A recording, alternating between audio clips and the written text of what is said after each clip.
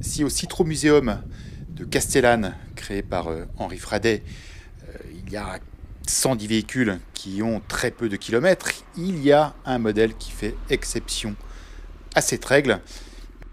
Et là aussi, vous avez quand même peut-être le clou du musée. Ah, certainement, puisque c'est la plus ancienne DS commercialisée, connue aujourd'hui, hein, numéro 32. C'est pas la 32e, mais c'est la numéro 32, parce que les châssis, c'est assez complexe au point de vue numérotation.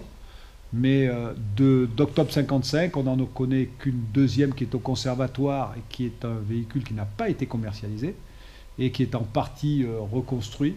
Là, c'est un véhicule authentique, à part la peinture, le fait qu'elle ait été repeinte. Mais le reste est absolument d'origine. C'est la sellerie d'origine, c'est toute la partie châssis est d'origine. Mais bon, j'ai remis en ligne la mécanique. La voiture fonctionne parfaitement. Et c'est l'une des rares que l'on connaisse de l'année 55. Oui, parce qu'en fait, c'est l'année de présentation, voilà, mais c'est pas l'année de fabrication. Tout à fait. Celle-ci a été commercialisée en décembre 55, alors qu'elle a été présentée au public le 6 octobre 55. Donc c'est un modèle de pré-série presque.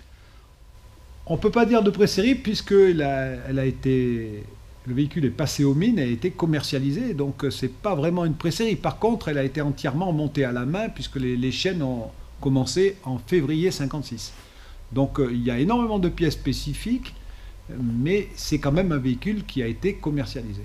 Donc à la différence d'une pré-série qui n'est censée ne pas être commercialisée. Donc les spécificités, vous en avez de partout, en carrosserie, en sellerie, en mécanique. Les pièces sont différentes de ce qui a été vendu au public dès 56.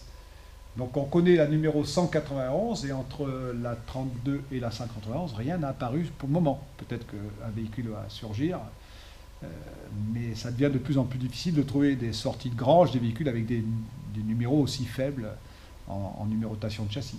Et donc par exemple, qu'est-ce qu'elle a comme spécificité celle-là? Ça part de la carrosserie qui est vraiment...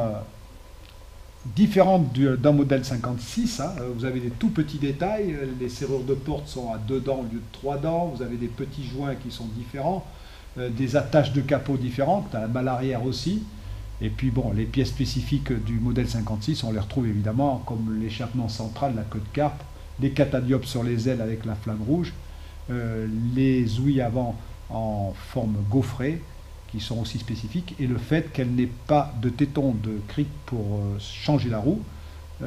Les habillages de longeron sont non percés. Donc c'est aussi une pièce spécifique du modèle 55, tout premier modèle. Voilà, ici, vous voyez ce chrome? Ouais, d'accord. Voilà. Non, ça c'est de la tôle. Bon, jusqu'en 59, c'est de la tôle, mais peinte noire. Okay. Et là, pour le salon, ils ont chromé ici. Alors pour tout vous dire, je n'avais que celui-là d'origine, vous voyez. Mais celui-là, je l'ai rechromé. Parce que je ne l'avais pas, j'ai pris un modèle fer parce qu'il avait été cassé et il avait été changé. Donc ça, c'est la pièce spécifique d'origine et ça, c'est une pièce que j'ai changée. C'est une des entorses que j'ai faites sur cette voiture. Mais les pare-chocs sont en acier chromé, c'est pas de l'inox. Donc c'est des pare-chocs qui sont lourds. La malle arrière est en aluminium. Les chevrons sont beaucoup plus fins que le modèle définitif. Une 56 a les chevrons beaucoup plus larges. Donc là, vraiment, elle a toutes les spécificités de 55. Voilà, tout à fait. Bien que ce soit une année millésime 56, on est en octobre 55. La malle arrière est en alu, mais quand je l'ouvre, je vais trouver des pièces spécifiques au modèle 55, c'est-à-dire des petits trous qui ont été percés et bouchés parce qu'on ne savait pas ce qu'on allait faire. Ça, vous ne le voyez jamais sur un modèle de 56. Des petits détails comme ça, vous en avez un peu à droite, à gauche, comme ces petites pattes avec une visserie spéciale qui n'apparaît pas sur les 56. Vous avez un joint qui vient cacher entre l'aile et le pare-choc en caoutchouc vissé sur la caisse. Ensuite, il y en a un peu partout sur la voiture. Si je vous les porte, les serrures sont à 2 dents. Et puis quand vous la montez, elle va tout droit.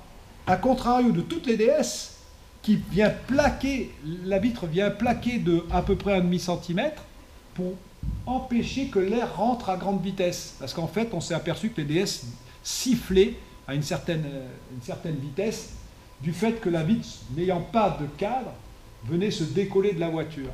Donc ça faisait un bruit insupportable. C'est le cas de cette voiture. Je dois avouer que j'ai jamais roulé au-dessus de 100 là.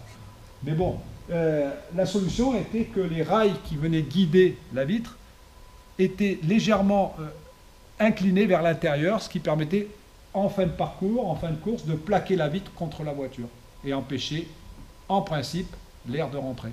Vous voyez, les bouchons ici, celui-ci est spécifique au modèle 56. Il a une forme beaucoup plus grande qu'un modèle 57.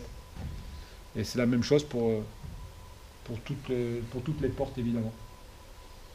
Là, vous n'avez pas de commande manuelle de hauteur, ce qui est spécifique aux à peu près 200 premières voitures. Donc la voiture n'a qu'une seule position, la position route. On ne peut pas changer la roue comme sur une DS en montant la voiture en position haute, en mettant un cric sous la voiture. En fait, il n'y a qu'une seule position, c'est la position route, et vous avez un cric traditionnel qui vient se placer dans le carré femelle ici, à l'avant, et le carré femelle à l'arrière. Mais sur le bas du longeron, vous n'avez pas de téton qui permettait de mettre le trépied et de monter la voiture en position haute. C'est pour ça que vous avez des habillages gaufrés qui sont plats, qui ne sont pas percés, qui appartiennent à la voiture évidemment. Et ça, on ne connaît que 2 voitures avec cet habillage gaufré.